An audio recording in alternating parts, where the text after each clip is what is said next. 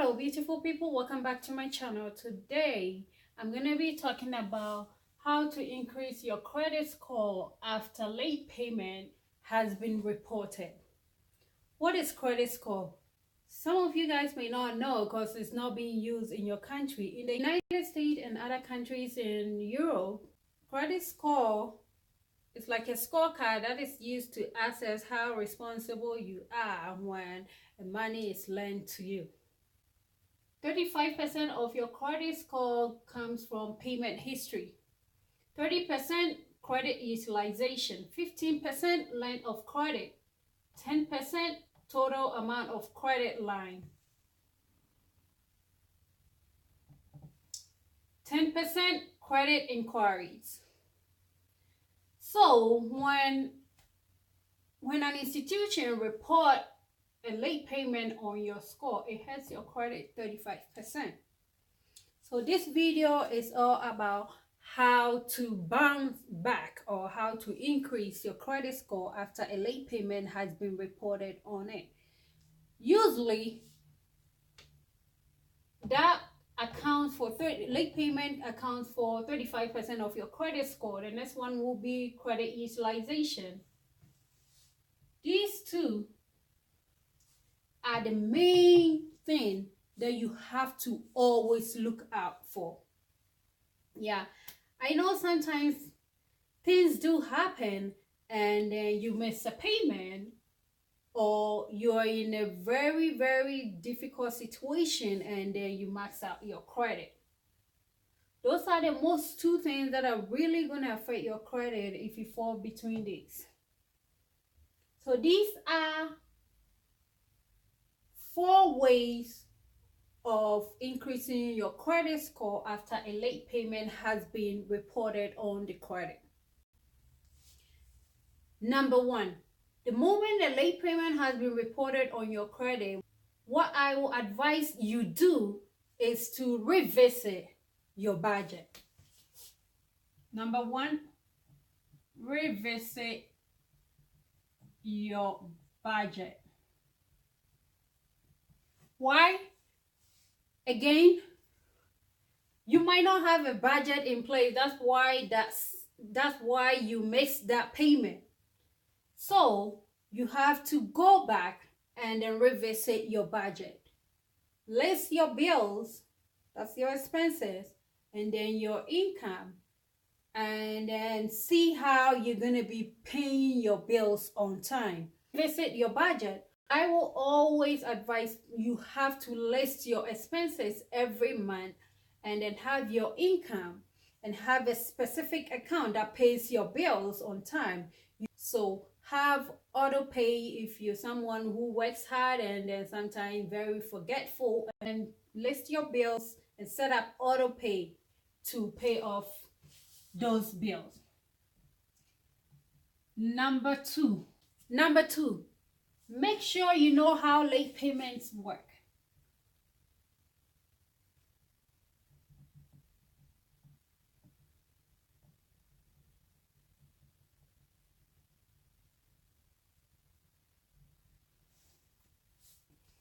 Make sure you know how late payments work.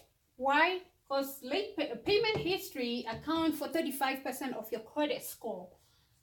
So this is how late payment work. If your credit card due date is on the 15th of every month,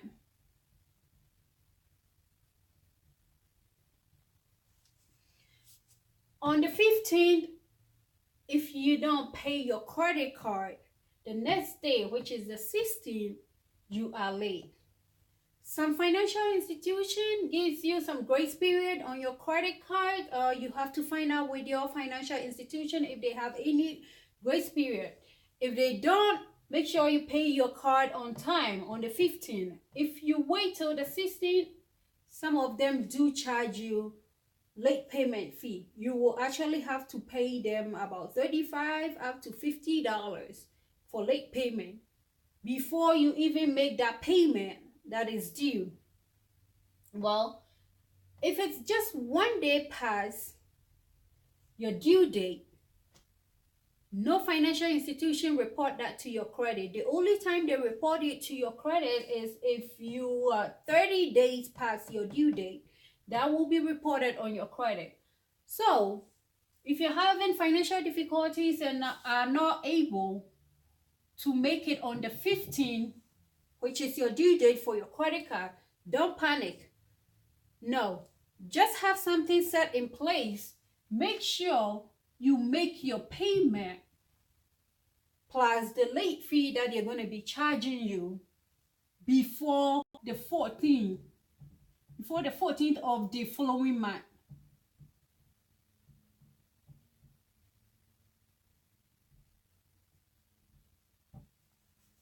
If you do this, it will not be reported on your credit. An advice, please do not always try and do it this way. This is when you're facing financial difficulties, and the only way you have to use this emergency method. Other than that, make sure you pay your bills on time or in time. Also, how late payments work. So your late payment, this 35% payment history is being calculated on time payment over total payment. So let's say you only have one credit card. Your due date is on the 15th of every month. Well, last month you forgot about it and you were not able to make that payment on the 15th, and then you did forget about it until the following month, which is 30 days past due. So they reported that on your credit. If they're calculating for your credit score, this is how you're going to do it. So 1 year period, it's going to be 11 on-time payments. So you made 11 on-time payment over, it's 12 months in a year, over 12 months. This will be 91%. This 91%, when it comes to 35% payment history, that's a poor. You need to be 97 or 97 over for it to look good on your credit. So this is if you have one credit card and you were 1 month, you were just one time late on that credit card. You hit your credit more if you have one line. For someone who has, let's say, five credit cards. So for someone who has 5 credit card or 5 credit line, if they miss just one payment within a year, so every card is 12 months, so 12 times 5 equals 60. So 1 year you have 60 payment for those 5 cards that you have. If you just miss one payment on one card, your 35% payment history will be calculated as 59 over 60, which will be at 98%. If you're at 98%, we need 97 or over, so it will still look good on your credit. I know usually people tells you, oh, you don't need more credit cards. If you have more credit cards, you're hitting your credit. No, that's a lie. If you have more credit card and you're managing those lines very well, it actually looks good on your portfolio. Look, if you just have one card and you make a payment, you hit your credit because you only have 91%, and that 91% doesn't look good on your payment history for your scorecard. But if you have 5 credit cards and you only make one payment, you're still good because you have 98%, and we need 97 and over for it to look good on our credit scorecard. So someone having 5 credit cards and the other person having just one credit card, who had more? The one that has one credit card. 30% credit utilization, meaning credit utilization. I will always tell you to make sure you're just utilizing like below 30% of your credit limit. So if you just have one credit card and it's $1,000 and you spend more than $300 on that $1,000, it hurts your credit. If you have 5 credit cards, each one has $1,000 limit, and total you spend $1,000 on that credit. It doesn't really hurt your credit because you do have more open lines. Length of credit, usually what people tells you is, oh, you have a lot of credit line, maybe you should be closing some. Do not close any of your credit line.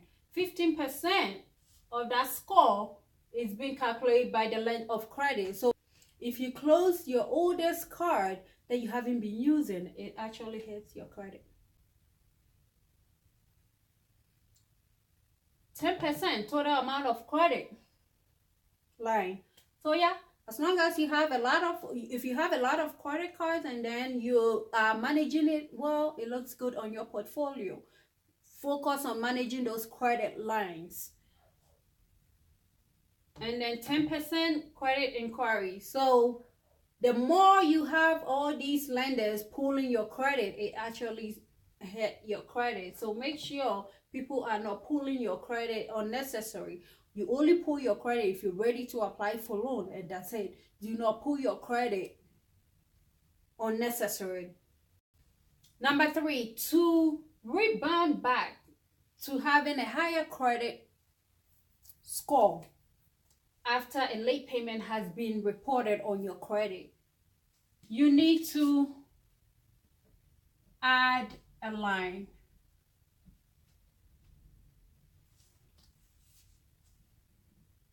Well, when a late payment has been reported on your credit, most lenders will be skeptical about lending you any money. Some might, others might not.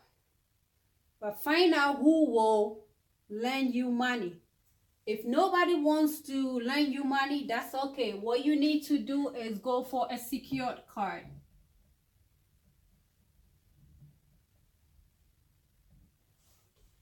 What is a secured card? A secured card is borrowing money against your own money. So you put down maybe 500, and then a financial institution will give you a credit card for 500. So they're loaning you money against your 500 that you put down. And then make sure you make payment on time on this card.